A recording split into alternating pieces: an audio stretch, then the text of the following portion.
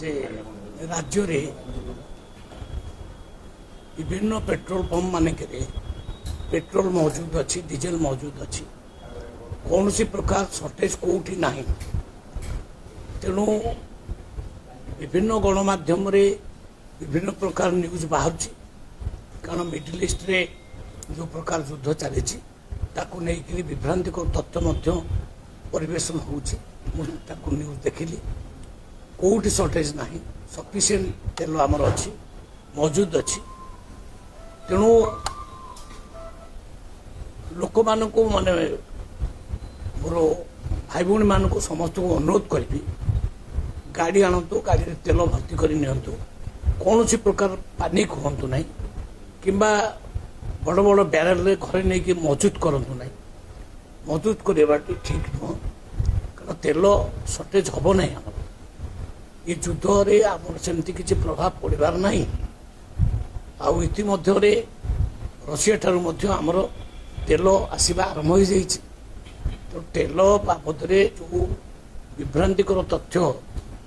समाज अच्छी प्रकाश हो गणमाध्यम भी होताको ये कहू चाहे जे आमर राज्यवासी माने भाई भौणी माने केवल सरकारी तथ्य को आ विश्वास को नियंतु ये बेसरकारी तथ्य उपर विश्वास करूँ ना सफिशिएंट तेलर व्यवस्था अच्छी कौटी भी असुविधा ना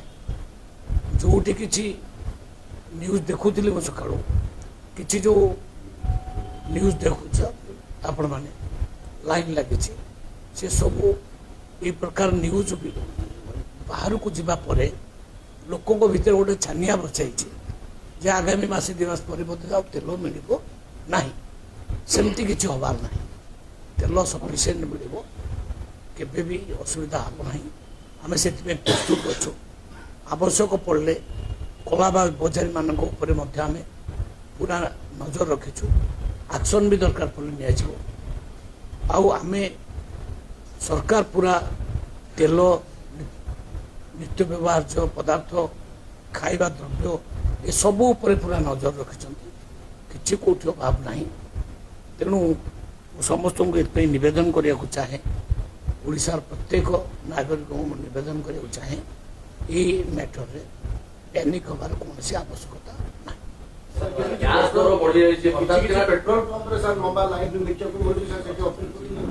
सेटा हूँ जो न्यूज चली खेली जाइए आगामी दिन मानक पेट्रोल सर्टेज हो डीजेल सर्टेज हो युद्ध घनुघटा भितर भारत तार प्रभाव पड़े भारत में तार प्रभाव पड़ार ना भारत सदा बेले पेट्रोल आ डीजेल जातीय पदार्थ भरपूर कर रखिंट पूरा भर्ती अच्छी देश एवं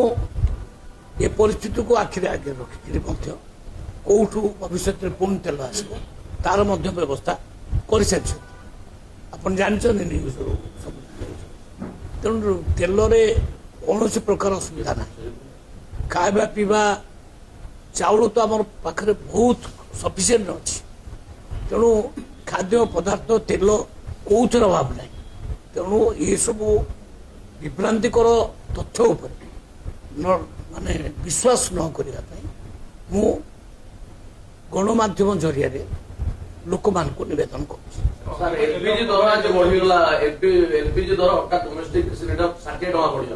बेले बेले सेमती बढ़ कम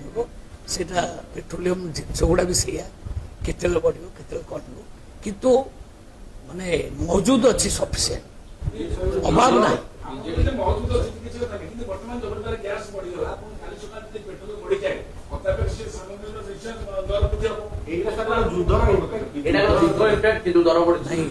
जो रेटा सामयिक भाव में बढ़ी मानुची किंतु ये नहीं कौन से प्रकार भ्रांतिकर तथ्य न आसवा दरकार जमा मिल 2-3 मास पर पूरा बंद हो मो गाड़ी तेल मिल नहीं तेणु आणिकी ब्यारेल घरे रखिदि से सब जिनस न कर लोक माने देखु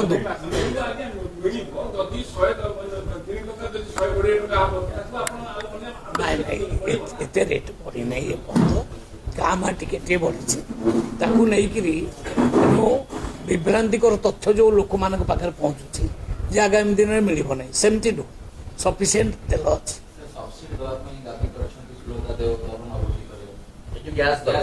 ନାଇଁ, ତା ଉପରେ ତ ସରକାର ବିଚାର କରିବେ,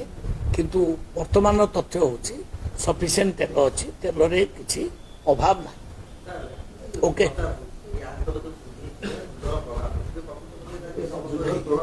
ଶୁଣନ୍ତୁ, ଯୁଦ୍ଧର ତ ପ୍ରଭାବ ସବୁଠି ପଡ଼ିବ। ମୁଁ ତ ମାନୁଛି ଏଇ ଯେଉଁ ଯୁଦ୍ଧ ଆହୁରି ଭୟଙ୍କର ବି ହେଇପାରେ, ତାର ପ୍ରଭାବ ଭାରତ ଉପରେ ନ ପଡ଼ିବ ତା ମାନେ ନାହିଁ, ସବୁଠି ପଡ଼ିବ, ସବୁ ଦେଶ ଉପରେ ପଡ଼ିବ। କିନ୍ତୁ ବର୍ତ୍ତମାନଙ୍କର ସ୍ଥିତି ହେଉଛି ଏଇଆ ଯେ ଆମ ଦେଶରେ ତେଲ, ଖାଇବା ପିଇବା ଜିନିଷ ଅଭାବ ନାହିଁ, ସମ୍ପୂର୍ଣ୍ଣ ମହଜୁଦ ଅଛି, ସଫିସିଏଣ୍ଟ ମହଜୁଦ ଅଛି। ମୁଁ ତାଙ୍କୁ ଅପିଲ ତ କରୁଛି,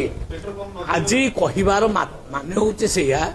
ଯେ ଯେଉଁମାନେ ବାରେଲ ଫାରେଲ ଧରିକି ଯାଇକିରି ଭର୍ତ୍ତି କରି ଘରକୁ ରହୁଛନ୍ତି ସେ ନିଅନ୍ତୁ ନାହିଁ, ଗାଡ଼ି ନିଅନ୍ତୁ, ଗାଡ଼ିରେ ଯେତିକି ଆବଶ୍ୟକ ଭର୍ତ୍ତି କରିକି ଆଣନ୍ତୁ, ଅଭାବ ନାହିଁ। ନାଇଁ ନାଇଁ, ସେମିତି ଆମେ